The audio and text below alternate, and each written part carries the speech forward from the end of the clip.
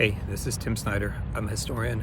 I just wanted to share a couple thoughts about the coming Trump, as I see it, economic disaster.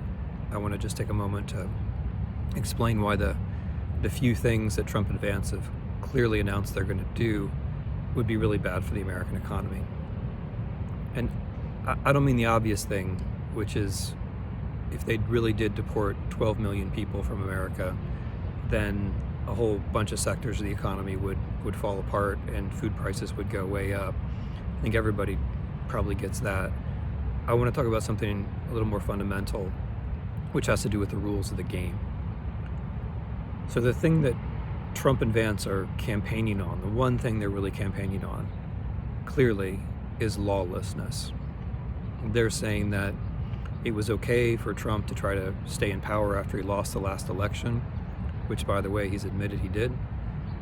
They're saying it would be okay if they lost this election to try to get to power anyway. Both Trump and Vance have said that basically in so many words. That's lawlessness. That's ignoring the Constitution. They've also said that they would use or try to use the law to go after their political opponents.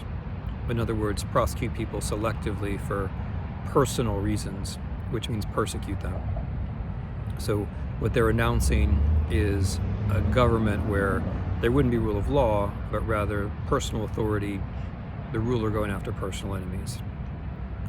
In addition to all of that, Trump and Vance have promised that they will fire all the civil servants in the federal government, the people who know how to do their jobs, the ones whose job it is to enforce, administer, look after the law, and replace them with tens of thousands of political loyalists.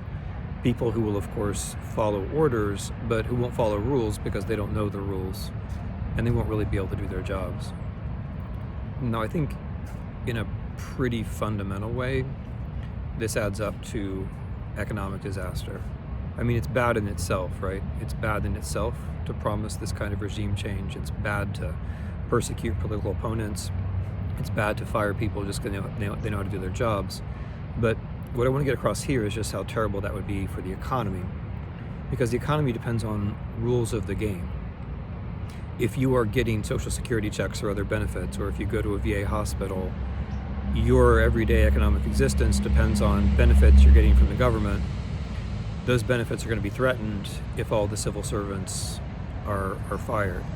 If you run a business or work for a business, that business is going to have trouble because all of the permits, all the permissions, all the patents and so on involve interactions with civil servants in the federal government.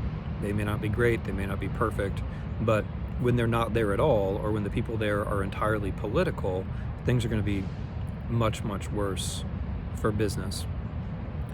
And institutions like banks depend on the rules of the game. We saw in 2008 how close we can come to a complete economic meltdown if no one is overseeing the banks. We're close to that all the time. In a Trump-Vance regime where law is not enforced, where people play favorites, I think it becomes much more likely that we have another kind of financial crisis of the sort we had in 2008. We're close to it all the time. We're always on the threshold.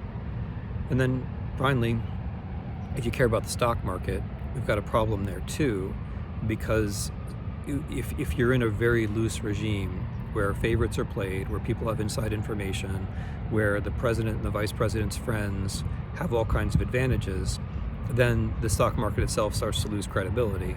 A few people make a lot of money, everybody else loses money, but then after a while the stock market itself crashes because it's no longer reliable. People no longer believe that in general it's being played fairly, and investors take their money elsewhere, which they can do. So whether we're talking about your benefits, whether we're talking about business, whether we're talking about banks, whether we're talking about the stock market, the Vance-Trump platform of getting rid of the rule of law and replacing it by personal rule is going to be very bad for the economy.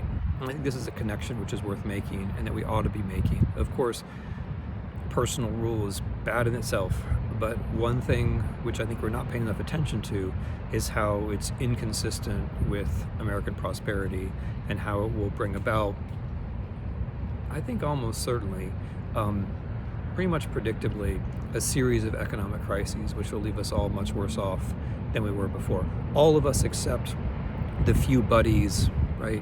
All of us except the few billionaires, all of us except the few oligarchs who happen to be close to Trump for some personal reason. But I think for pretty much everybody else in this American economy, for these reasons, replacing the rule of law, getting rid of the rules of the game, is going to be worse. Much, much worse. Thanks for paying attention. This is Tim Snyder. I'm a historian. It's the 24th of October, 2024. I'm in Chicago.